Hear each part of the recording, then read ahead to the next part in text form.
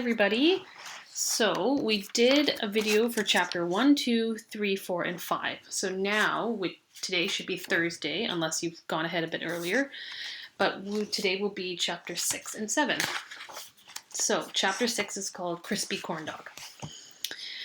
At the end of 5th grade, there was a formal graduation ceremony. Everyone got dressed up and parents came and took pictures. We even got a diploma with a ribbon around it. Afterward, my dad, my mom, her boyfriend, Ben, and I went out for dinner at my favorite Mexican place, a hole in the wall where they give free refills of chips. No offense, Ellie, Ben said while we waited for our food. I think it's a little ridiculous to have a graduation for elementary school.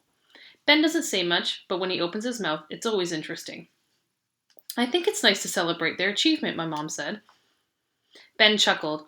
Getting through elementary school is hardly an achievement. Now, middle school, that's a different story. My father grimaced. They should give you a medal for surviving that.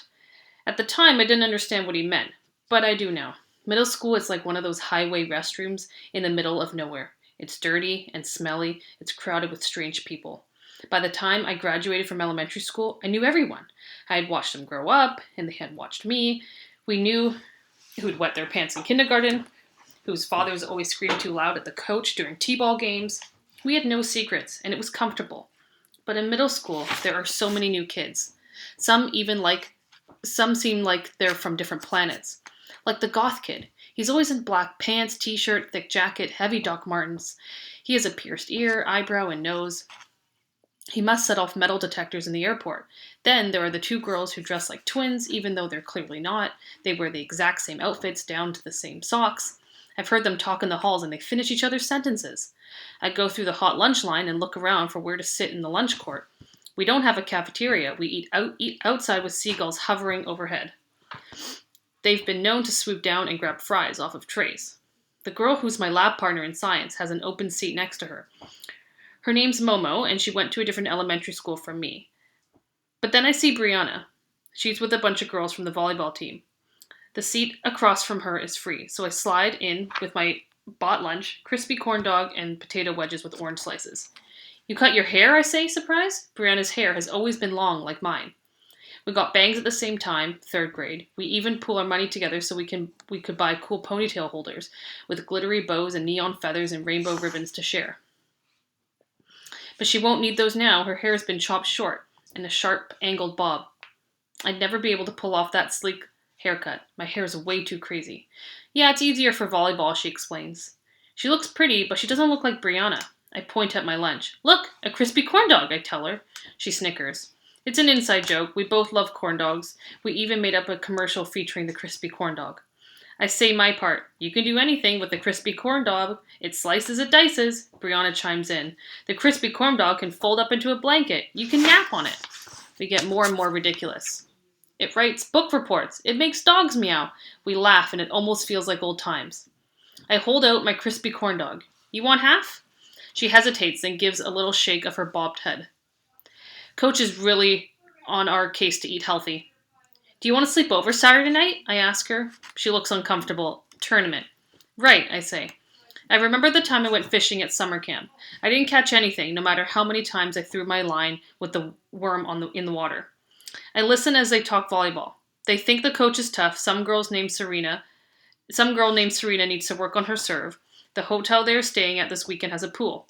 One of the girls stands up abruptly with her tray and says, "We don't want to be late." Late for what? I ask Brianna. There's a team meeting about our fundraiser, she explains. Bake sale. Bye, I say, but she's already gone. I stare at my corn dog and wonder if I'm the stupid worm. A tray smacks down on the table across from me. Can you believe this? My grandfather demands. He's wearing navy blue polyester pants, a button-up shirt with a tie, and a V-neck sweater with his tweed jacket. He definitely stands out fashion-wise. $3 for school lunch? This is a bargain. He polishes his corn dog off in a few bites and then looks at my untouched lunch. Are you going to eat that? He asks. Crispy corn dog. It makes you young again, I joke. What are you talking about? I sigh and push it over to him. Chapter 7. Our Town. The public bus after school is crowded, and someone's been eating too much garlic. My grandfather has been complaining the whole way home. He's not a fan of middle school. He says it's boring and a waste of time, especially gym, but it's the textbooks that have him really riled up. He waves a science book at me. Can you believe it? Not a word. Not a footnote. totally glossed over. What? I ask. Me. I should have been in this book. The bus stops and kids shuffle off. My grandfather stares at the textbook. How can they not mention Sigarsky? Probably because Sigarsky is a quack, a voice behind us says. We turn around. It's the goth kid. He only takes the bus once in a while. He usually gets a ride from an older kid in a beat-up car. A quack? A quack? My grandfather sputters. Who are you? The kid introduces himself. Raj. He looks at me, a long tuft of black hair flopping over his forehead. I'm Ellie Cruz. This is my I start to say and stop myself. My cousin Melvin. My grandfather glares at Raj. What do you have against Sigarsky, anyway? My science teacher says it's quacks like Sigarsky that give real scientists a bad name. Bad name? Sigarsky's a respected scientist, my grandfather protests. Raj shrugs. Well, my teacher says he's just another in a line of charlatans looking for the fountain of youth. The bus brakes squeal. This is our stop, I tell my grandfather, pulling him after me. I look at Raj. Nice to meet you. He nods. See you around. My grandfather glowers at him as he passes. Not if I have a say in it. I cast my leads, my mother announces when she walks into the kitchen. Let's order takeout to celebrate. She goes to the drawer where we keep menus and starts rifling through them. How about Thai? Or Burmese? She suggests, or there's a new Korean barbecue place I've been dying to check out. I don't eat any of that stuff, my grandfather says. If you tried it, you might like it, she says. A belligerent look crosses his face. I don't want to try it. I like Chinese food. It's reliable. You can walk into a Chinese restaurant and know what you are eating. All this talk of Chinese food has made me hungry. I'll take a wonton soup, I say. My mother sighs. Fine, she says. When my mom returns from picking up the food, we settle in on stools at the counter. My grandfather digs around in his carton suspiciously. This doesn't look like mugu gai pan I usually get. This looks spicy. You know I don't like spicy food, Melissa. It's regular old mugu gai pan, Dad, my mom says. My grandfather takes a bite, delivers the verdict. It is not spicy, he says. Good, my mother replies. I was really worried. He said. Did you ask for extra soy sauce? Yes, Dad, it's in the bag, she says, rolling her eyes. Well, in other good news, the kids I cast are Emily and George, and they're amazing. My grandfather's head snapped up. You're doing Our Town? That show is a snooze. He's right. I've seen it before, and not much happens. It's basically just about these people who live in a small town called Grover's Corner. My mom likes to stage it because it has a big cast, so lots of kids can be part of it. My mom starts lecturing him like he's one of her students. Excuse me, but Our Town is quite possibly the best play ever written about the totality of the human experience. Too bad it's so boring, my grandfather snarks. You have no idea what you're talking about. It's an amazing play, a hallmark of American playwriting. You just don't have any flair for drama. My grandfather yawns wildly. The phone rings and I leap up to answer it. Bonjour, my dad says in a hearty voice. I take the phone into the hallway. Hey, Dad, how's it going? I'm tired of chasing Jean Valjean every night, but I'm not going to complain. He got the part of Javert in touring production of Les Miserables. He's been on the road since August. The play is a big break for him, but it doesn't feel the same without him around. My dad's the one who stayed home with me when I was little so that my mom could get her teaching degree.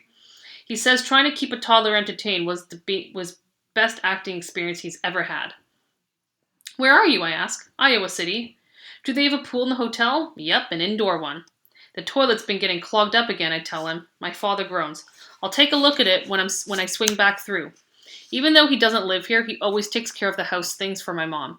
I miss you, I say. I miss you too, he says. My grandfather says something loudly and my mother shouts back. Their voices carry into the hall. Sounds like there's company, my dad said. Grandpa's over for dinner. Don't tell me. You're having Chinese, he says in a dry voice. How'd you know? My father snorts over the phone. That old man never changes. I look back at my grandfather in the kitchen. He's slumped in the chair, his long hair brushing over his shoulders, his shirt hanging on his skinny body. I don't know about that, I say. So that is the end of chapter 6 and 7. So please go and see if you can answer the questions for this chunk of reading.